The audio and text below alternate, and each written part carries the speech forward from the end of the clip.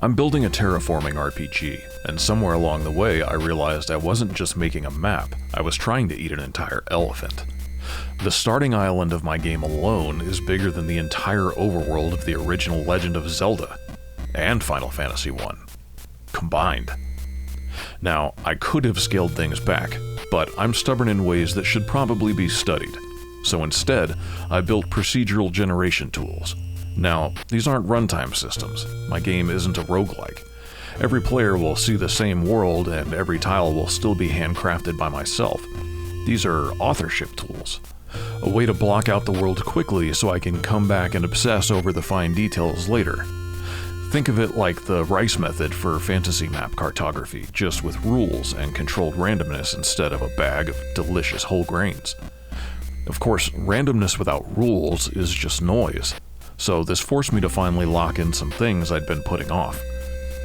I spent a couple of weeks defining what each biome is, the resources that exist in the world, which resources belong to which biomes, and how common everything should be.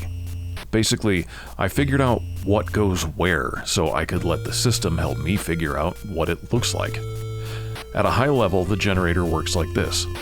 First, each biome gets a rule set, including where it can appear and how much of the map it should occupy. Then I scatter a handful of starting points, or seeds, for each biome. From there, each biome starts expanding outward, claiming tiles as it grows. It's kind of like ink spreading across graph paper, but instead of perfect circles, the edges wander. That wandering behavior is often called drunk walk, and it's what gives the borders that more natural, uneven feel. But here's the important part for me. Each biome is working towards a quota, so instead of expanding forever, they stop once they've claimed roughly the amount of space I've assigned them to. That keeps the overall distribution consistent, no matter how chaotic the shapes themselves look. Eventually, these regions collide with each other, and when they do, I can enforce rules. For example, lava biomes should never touch ice biomes. If that happens, the system reshuffles tiles to fix the conflicts without breaking the overall balance. Once everything is filled in, I run a series of smoothing passes to clean up the noisy edges and make the borders feel more natural. And importantly, those passes also respect the biome quotas. The end result is something that looks organic, but is completely controllable. It's repeatable and editable, which makes it a perfect tool for planning out a world this size. And my favorite part of the system is I've been using alphanumeric seeds, which is a quiet way for me to include the people that I love in the world as a solo dev. I can honestly say that my wife, my daughter, and my son are the shape of my world. I know that's cheesy. I built a similar system for terrain, using biome profiles to guide elevation and land features.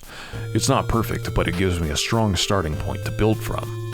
And finally, I built a tool for resource placement, using weighted Perlin noise to cluster materials in a semi-organic way, while still making sure the right resources end up in the right biomes.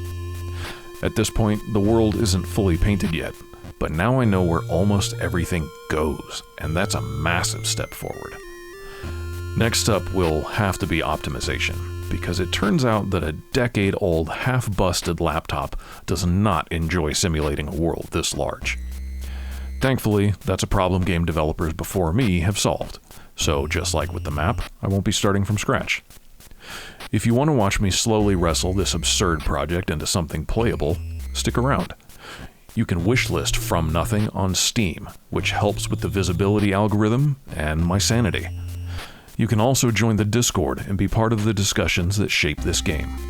And for those of you who have been around a while and are thinking, hey, this guy sounds different. Yeah, I had to fire my voice filter for reasons that aren't really worth getting into. I was only using it for anonymity from nosy work colleagues anyway, so this is me, I guess. So for now, thanks for watching. I'm Power Hobo, and I'm doing my best to build something from nothing.